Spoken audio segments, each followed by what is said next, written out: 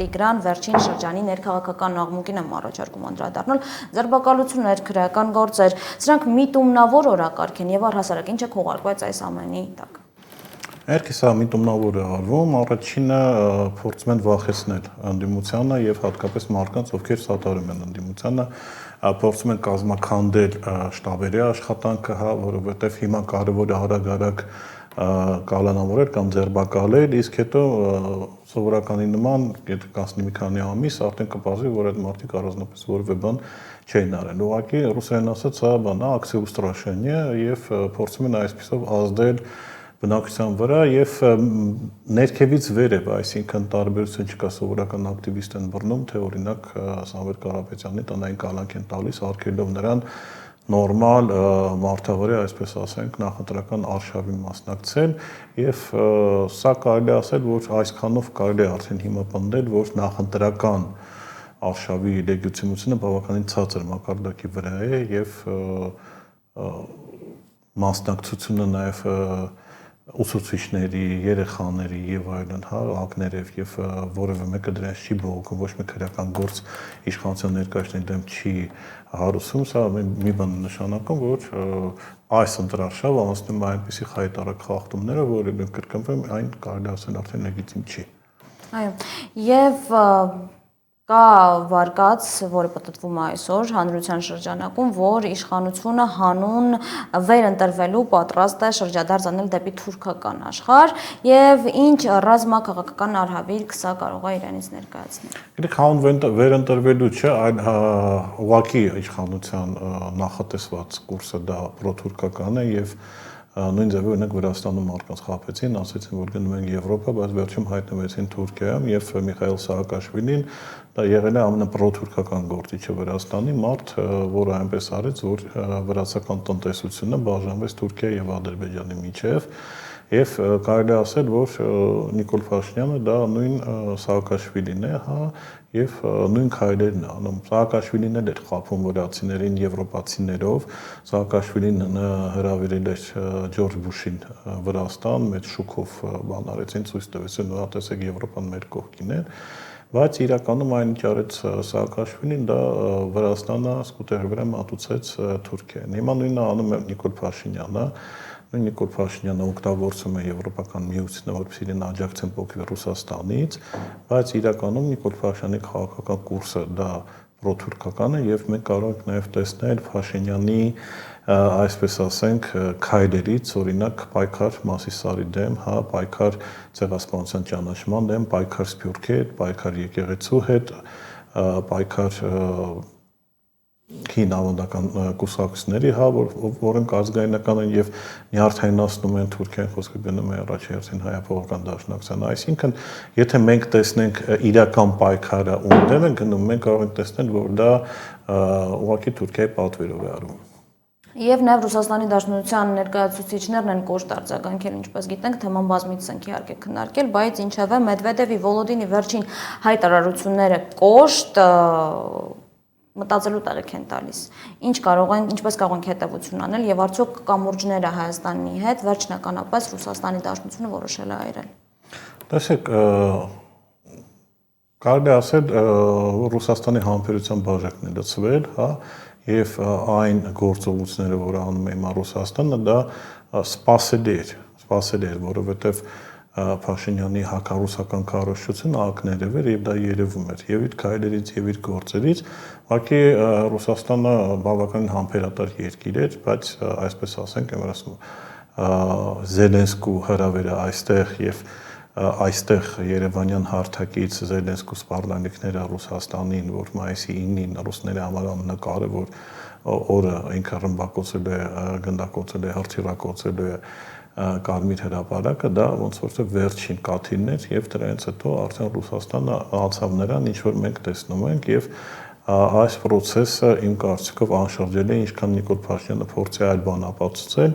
Ինչու են զբաղված հիմա Նիկոլ Փաշինյանն եւ իր քարոզիչները, իրանք փորձում են համոզել նույն գործարարներին, իրանք փորձում են համոզել նույն գյուղացիներին, որ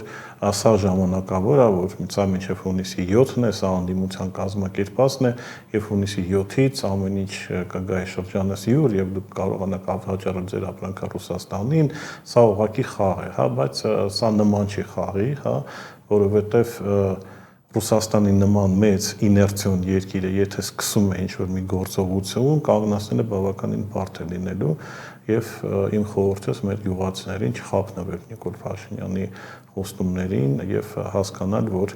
այն ինչ կատարում է շատ ավելի լուրջ է, քան փորձում են Փաշինյանականները ներկայացնել։ Տիգրան, իսկ ըստ ձեզ արդյոք ճիշտ է այն ձևակերպումը, որ հունիսի 7-ին ընտրողի առջև դրված է երկու պարզ երկընտրանք կամ փոխել իշխանությանը կամ դառնալ թշնամի Ռուսաստանի Դաշնության հետ։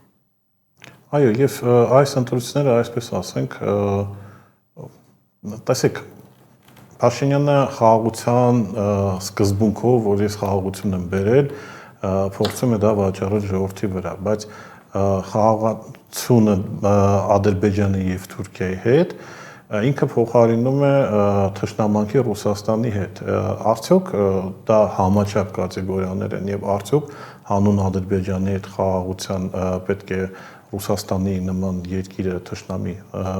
ձեռք բերել եւ խոսքը ոչ միայն Ռուսաստանի մասին է գնում, նույն տրիպ ծրագրով, որը պրոթուրքական, պրոադրբեջանական ծրագիր է, նաեւ թշնամանում է Իրանի հետ։ Այսինքն այդ երկու հզոր պետության հետ թշնամությունը այդքան քիչ կարևոր է, քան խաղաղությունը Ադրբեջանի հետ, որը այսպես ասենք ոչ ստորագրած է, ոչ կնքված է, ոչ էլ երաշխավորված է։ Հայ ժողովուրդը պետք է մի բան հասկանա, որ այս ընտրություններին ինքը ընտրելու է Ալիևի, հա, եւ Հայմոնալու միջև, որովհետեւ Նիկոլ Փաշինյանը դա Ալիևի եւ Էրդողանի թեկնածուն է։ Իսկ ընտրելով, կատարելով այդպիսի ընտրություն, իհարկե մենք նաեւ որպես թշնամի, որպես ոչ բարեկամ երկիր ենք ունենալու իդեմս Ռուսաստանի։ Որքանով է ձեզ Հայաստանը կրկնում Ուկրաինայի կամ անձամբ Զելենսկու անցած ճանապարհը եւ ինչ հետևանքներ սա կարող է ունենալ։ Տեսեք, մենք մոտավորապես այդ ճանապարհի վրա ենք, իհարկե ամեն երկիր Ռուսաստանի հետ ճշնամանալով ընտրում էր յուրահատուկ ճանապարհը, Վրաստանը իր ճանապարհը անցավ, հա, Մոլդովան իր ճանապարհը անցավ, Ուկրաինան իր ճանապարհն անցավ, եւ բայց բոլոր եթե տեսնենք տարբերտեղ տարբեր էր մի փոքր, բայց բոլոր երկրները եթե ասենք ինչ էր կատարվել բոլորի հետ, մի քանի ուրեմն մեծ խնդիրներ,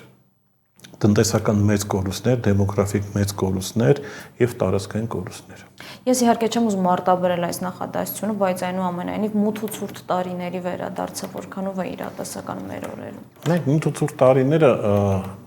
մութ ու ցուրտ տարիների ժամանակ մենք գոնե գիտենք ինչի համար ենք մտնում ու ցրտում, հա, այսպես ասենք, այն չենք մենք տարապում, հա, որտեղ մենք գիտենք Արցախում պատերազմ է, սահմաններին պատերազմ է եւ դիմանում ենք։ Իսկ հիմա անհասկանալի է հանուն ինչի, հա, հանուն ինչ որ Նիկոլի կոմպլեքսների ժողովուրդը պետք է տուժի եւ նայեք շատերը մտածում են դա գազը թանկացավ ինչ որ ուրիշ բան կանենք կվառենք վարարան կվառենք բանման, բայց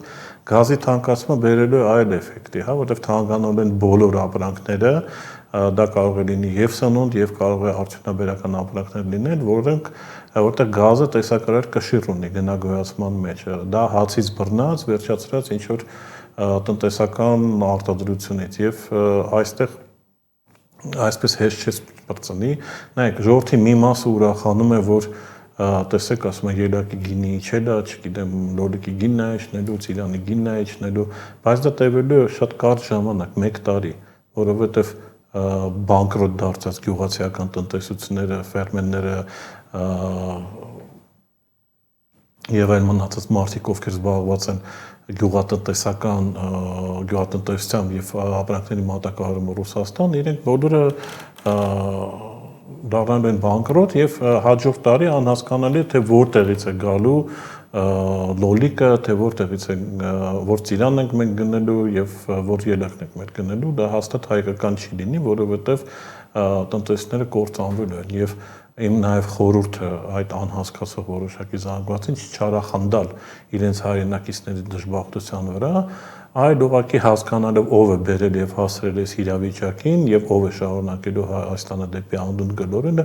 ուղղակի այդ մարդուն ընտրություններին ոչ ասել։